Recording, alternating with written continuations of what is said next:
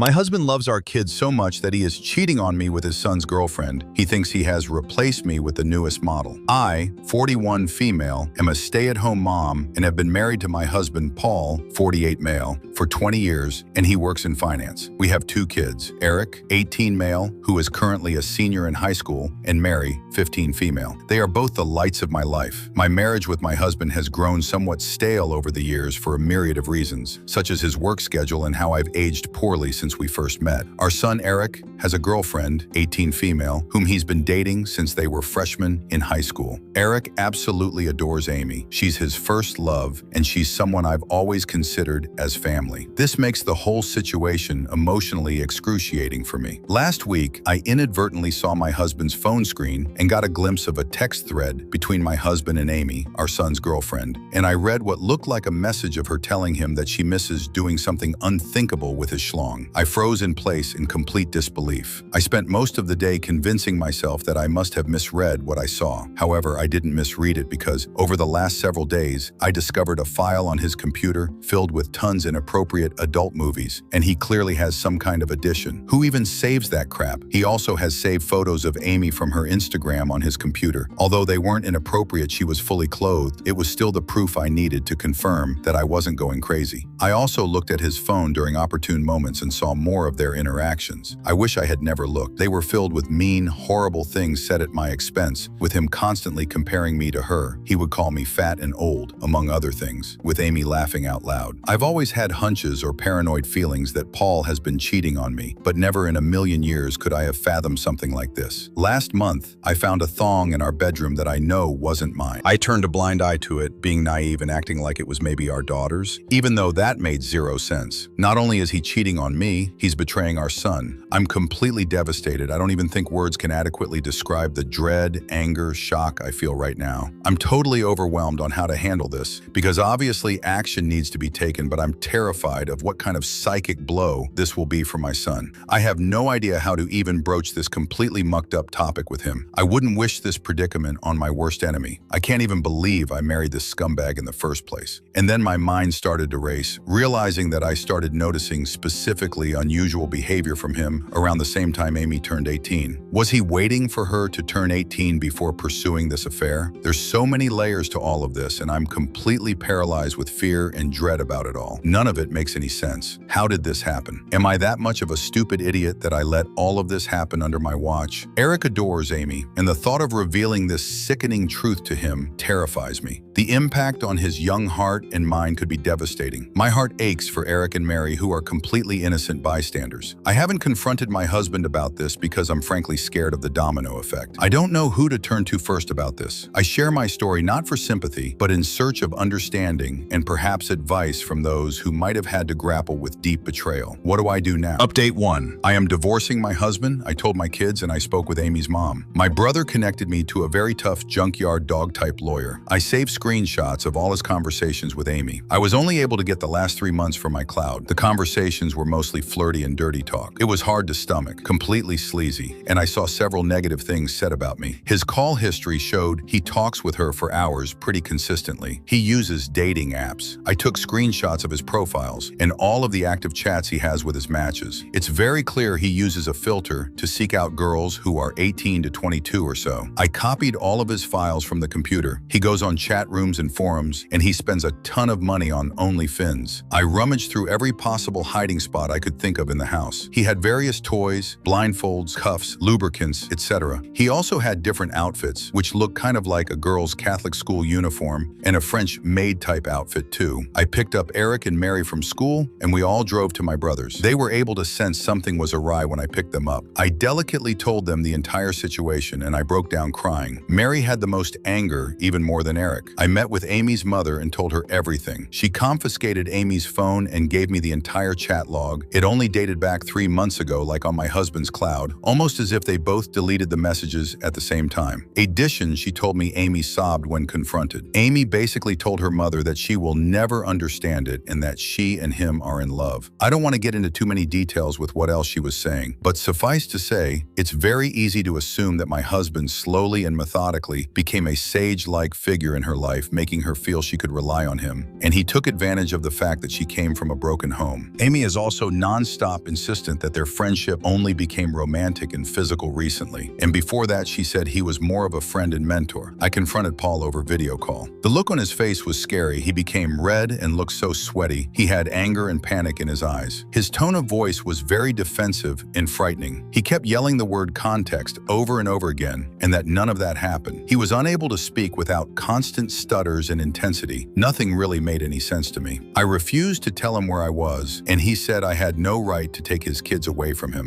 And then he abruptly left the call. My lawyer is filing for temporary sole custody of Mary at a restraining order. Mary is still the most angry. She's totally furious with her dad and Amy, justifiably so, of course. Mary is recollecting moments and times she watched her dad interact with her friends, and she's in knots about it. Eric is very clearly hurting, but he's so strong and very level-headed. He wants to see a therapist. The maturity my kids are showing makes me proud. They don't deserve this at all. We made the authorities aware of everything. I plan on being completely unforgiving and ruthless in this divorce. I'm reflecting on how I've been treated and how it's made me a shell of myself and how I've had a very negative opinion of myself because of him over the last 20 years. I don't want to let this scumbag get away with it. I want to reinvent myself and move on stronger than ever. Update 2. Both me and my son are going to get tested and checked out as well. There's no telling how many different women he's been sleeping around with. As for Amy, her mom has been in contact with me, and Amy has been threatening to run away with him because they are in love.